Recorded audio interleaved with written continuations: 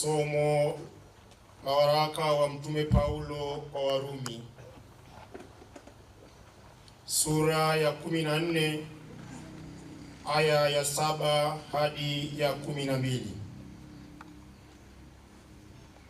Kwa sababu hakuna mtu miongoni mwetu aishie kwa nafsi yake, wala hakuna afaye kwa nafsi yake.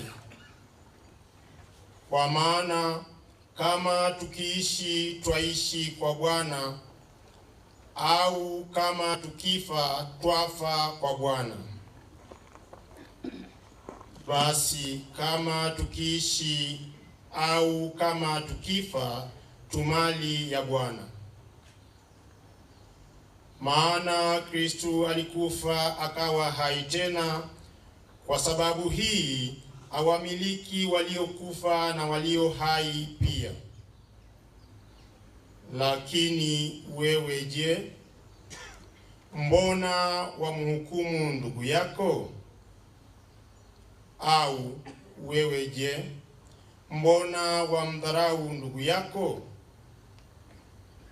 Kwa maana